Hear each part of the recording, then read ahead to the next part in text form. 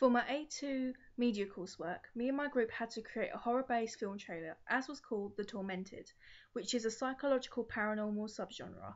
We chose this genre because from our survey results, our target audience, which is 15 to 24-year-olds, chose that the psychological subgenre was the most popular among them. To analyse the conventions of this subgenre, I analysed 3 trailers which included Paranormal Activity 4, Sleepy Hollow, and The Haunting in Connecticut, as well as some aspects of The Woman in Black and The Descent trailers. We used the idea of creepy montage of random objects to set the scene for the trailer, as well as creepy jewelry box music while the montage plays.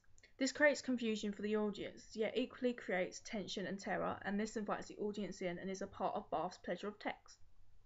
We chose a demon ghost villain, as this truly conforms to one of the highest fears of people, as it is the unknown, a villain you cannot see nor physically fight. Our trailer begins with a certificate warning to show this is not meant for younger viewers. This immediately sets up for the consumer that this film will be remotely scary for them. Next, the distributor logo is shown. We chose Paramount Pictures as they have distributed all 4 of the Paranormal Activity movies and they have been globally successful. This promotes to the loyal members that our film will be just as successful as those from the same distributor. A trailer starts with a silent scene just showing the house. We got this idea from the psychological trailer for Sinister. This creates an empty scene for the audience as well as ensuring that Todorov's equilibrium is being established as the scene is calm and bright and is tense-free. Next, the offbeat, slow-tempoed music still keeps the equilibrium though suggests that something is not quite right. It is in time with the intertitle New Home to suggest that something may be residing in this house. This idea had come from the Haunting in Connecticut trailer when the intertitles and setting states that there is peace and tranquility but the voiceover insists something sinister is going to happen. That's what we wanted to create by editing and using the soundtrack to suggest this. Also, compared to the latter scenes, this will show a dramatic change when they do come in. This is following Todorov's theory of narrative. The quick-paced scenes will show the moment and the scenes of disequilibrium.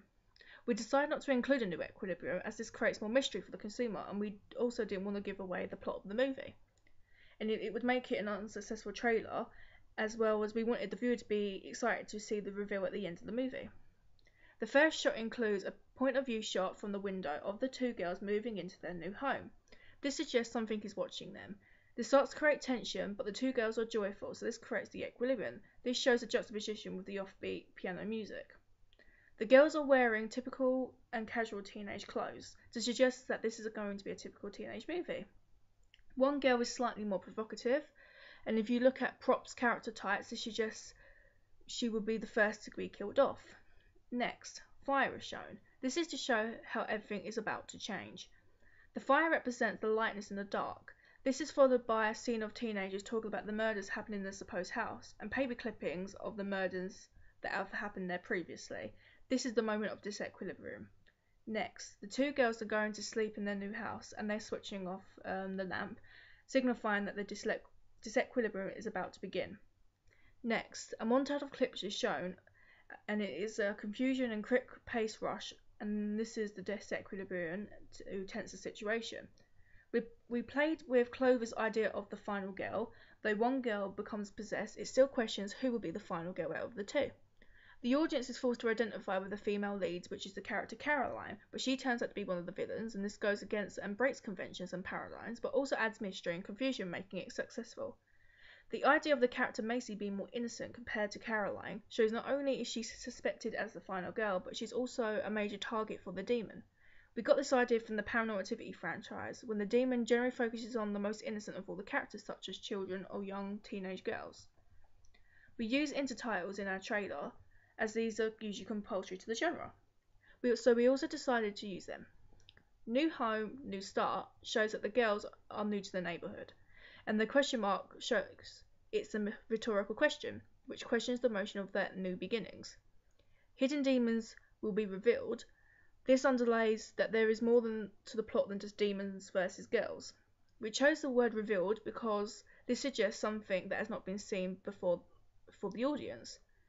This intertitle aids the storyline to help the audience follow along with the montage of random scenes, helping establish the plot.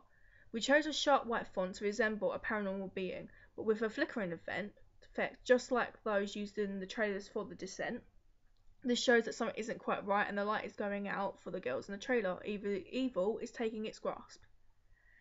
The shift from equilibrium to disequilibrium is shown when the characters Caroline and Macy switched off their lamp in their new home. This shows that they're being engulfed by darkness and by evil from that point in the trailer. This is the shift between Caroline being human becoming possessed also. There is a scene where Macy is putting on makeup in the mirror. The use of the mirror shows voyeurism, as Macy is exposed to the gaze of a sadistic voyeur, or someone watching the horror unfold. The villain is never shown, but yet projected through the character Caroline. Caroline was a prime victim to the villain being promiscuous and provocative. The villain is using her body to get to the innocent one, Macy. This is another aspect of voyeurism, as the demon is watching through someone else's eyes as the horror unfolds. We use invisibility as a main objective, much like in successful paranormal films such as Paranormal Activity, Poltergeist, and The Haunting in Connecticut. This not only disguises the true villain, but also increases the mysterious element for the audience on whether or not the demon will be revealed in some way. We use props like candles, fire, and lights flickering and going out throughout the trailer to show once the light goes on the scene, it won't come back unless there's a spark. The spark represents the final girl, whoever she may be, and the audience identifies with her as they want her to survive and bring the light back to the film. We use blood as a prop paradigm to show Caroline's rotting face from the too powerful demon possessor. Blood is used in many horror films, such as slasher films like Friday the 13th, gore films like Saw, and zombie flicks like 28 Days Later, where the humans are infected or possessed by a virus. Usually blood isn't essential in paranormal movies, but we wanted to break conventions and it was something different to let the audience question what has happened to Caroline to make her look like that. Has she hurt someone or has something happened to her? We brought the blood from a Halloween store rather than mixing food colourant and powder, as the vial of blood was much richer in colour and much thicker, and so it can be passed off as real blood. Mixing that with black eyeshadow and blue pencil liner to create veins around the eyes, this created the rotting flash effect on Caroline. The latter scenes are much quicker in pace and fade to black in transitions, and the editing is quick and sharp with jump cuts. These crescendo shots quickly intensify the scenes, and the non-diegetic soundtrack in the background is a song taken from the horror video game Devil May Cry, and it's called Empty by Combi Christ. We use only the first 10 seconds of the song as it shows a quick intensifying screaming sound which helps intensify the scene. On the earlier scenes, we slowed down most of the footage when editing to show a slow flow of equilibrium based on the scenes, and this will juxtapose with the latter scenes. The last scene in the trailer where possessed Caroline jumps up from the we got this idea from the first Paranormal Activity movie where Kate, also possessed, pops up. This surprises the audience as they think the trailer has ended by scaring them with a quick jump scene. The reason we chose the name The Tormented, as the word tormented shows that the victims are being teased violently and possessively by an unknown force. We thought this was fitting for a paranormal movie as it adds mystery and also relates to the psychological and physical trauma.